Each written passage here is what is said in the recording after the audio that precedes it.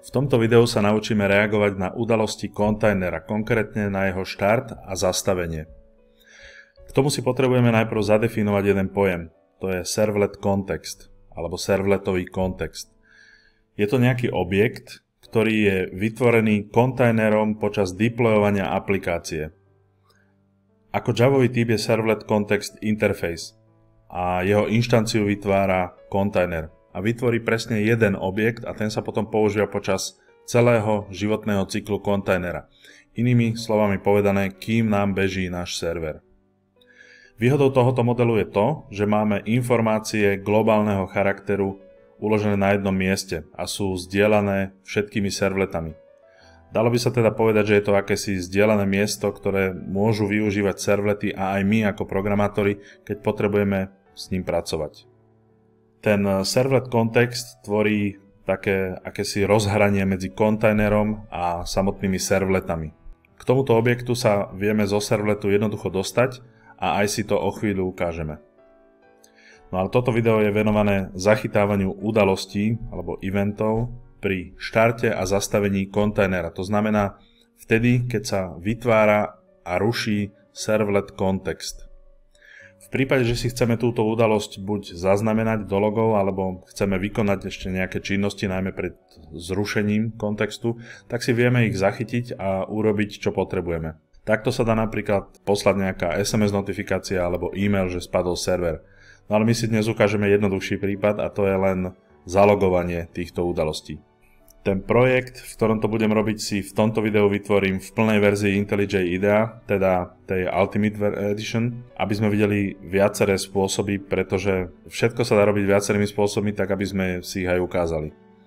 No a ešte si potom urobíme v niektorom z nasledujúcich videí deploy aplikácie ako Docker kontajnera aj v tej Ultimate Edition, aj v Community Edition. Takže teraz plná verzia a nový projekt, takže vytvorím si nový projekt.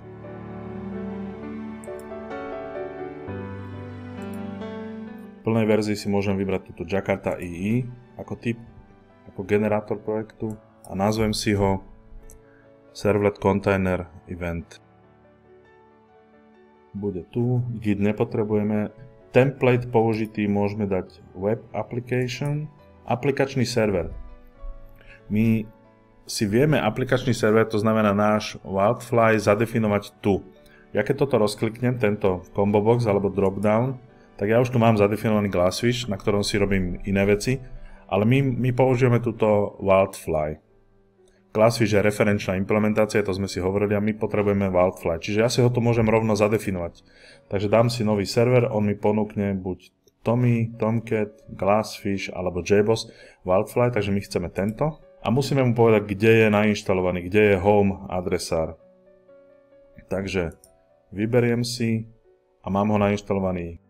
Najvyšší adresár, ten domovský jeho je tento, takže dám OK. No a hotovo, dám OK. Jazyk použitý je Java.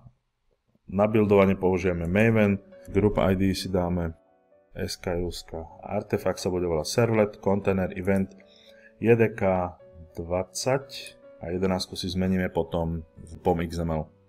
Takže dávam Next. A na ďalšej obrazovke mám možnosť vybrať si v prvom rade verziu Jakarta I. My robíme na 10, takže 10. A teraz môžem si vybrať špecifikácie, buď plná platforma, to znamená úplne komplet všetko, alebo web profile, alebo niektoré tie jednotlivé tie špecifikácie. Servlet som už mal predpripravený, takže servlet máme ho tu, keby som odstránil. V tomto poličku sa mi zobrazí všetko, čo si tam naklikám, keby som chcel. No ale nám teraz stačí servlet. Takže servlet a keď dám create, vytvorí mi projekt.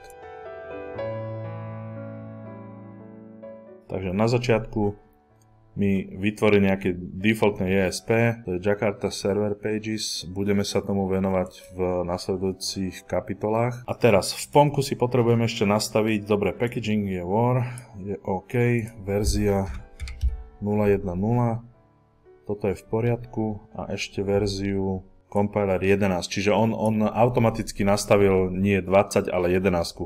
Dám ešte load maven changes. Dobre, vidíme, že tu máme Dependencie nám pridal sám Jakarta Servlet API 6.0.0. Testy, toto sú testové veci, toto asi nebudeme potrebovať. A Maven War plugin je 3.3.2 verzia. Dobre. Čiže toto vyzerá v poriadku, POMko tým pádom môžem zavrieť. On mi spravil nejaký defaultný servlet, tuto web servlet s názvom Hello Servlet a URL, na ktorého bude možné získať jeho funkcionalitu. No ja teraz, on mi sem pridal do týchto debug configurations, mi pridal automaticky tento server a nastavil mi tú URL, čiže ja v podstate teraz nepotrebujem nič iné robiť, len mne stačí spustiť teraz s týmto tlačítkom play tento projekt a mal by niečo zobraziť.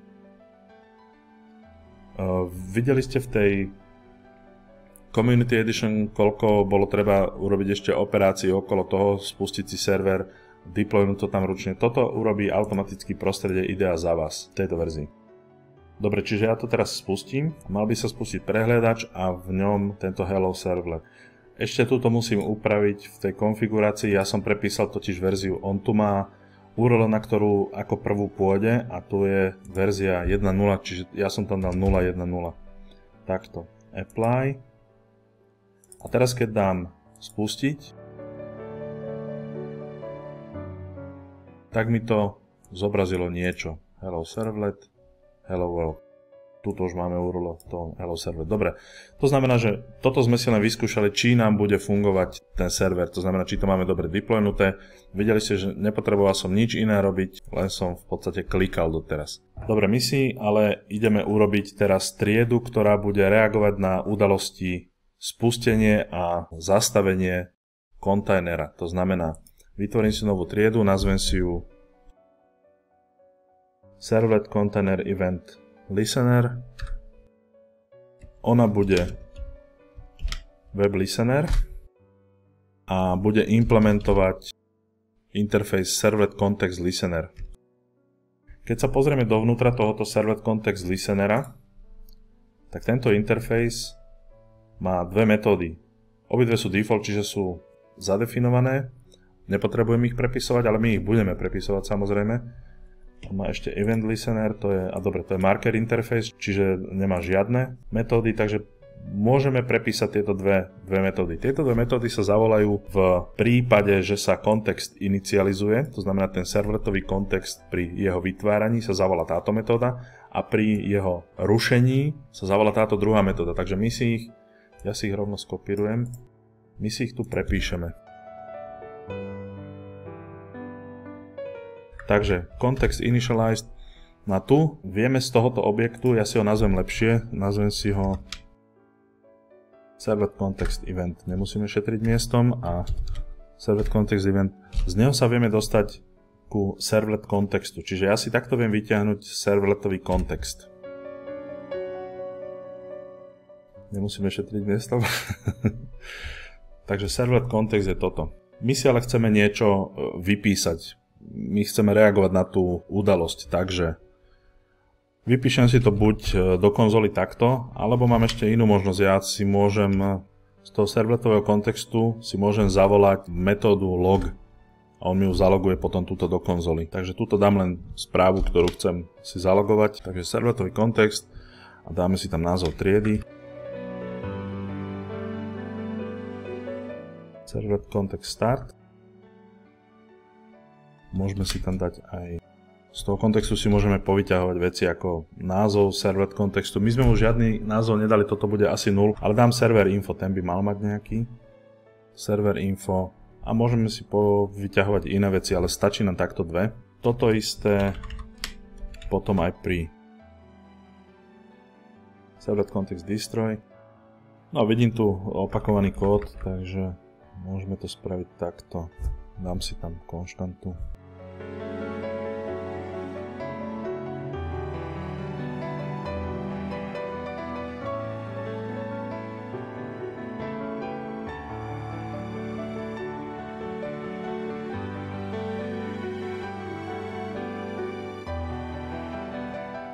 Ešte vidím, že mám opakovaný kód, tak si to môžem ešte vyťahnuť do metódy takto.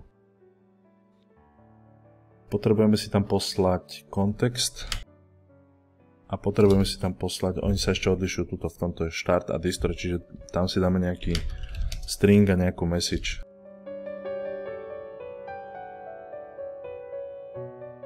Čiže zalogujeme si listener name a tuto dáme toto message.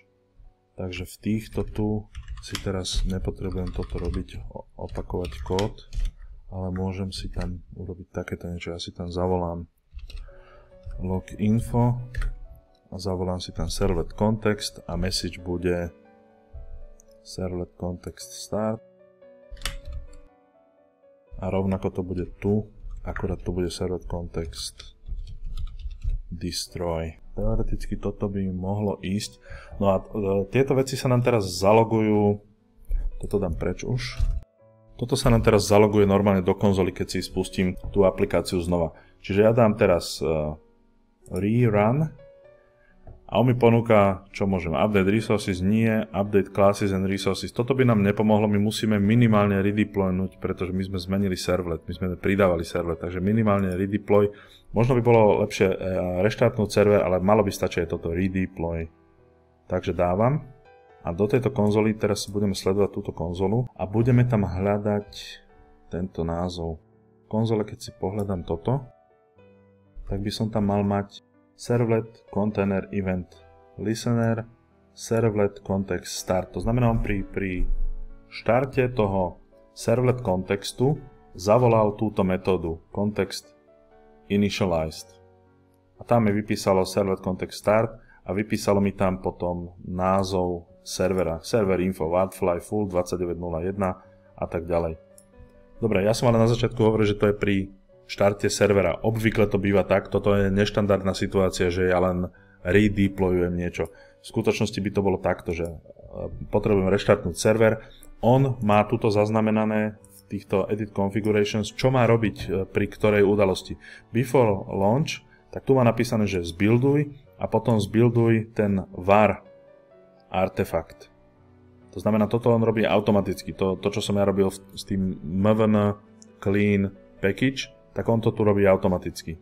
V tomto before launch, tejto sekvencii. Tu si môžem nadefinovať ďalšie veci, tu by som mohol mať hocičo iné.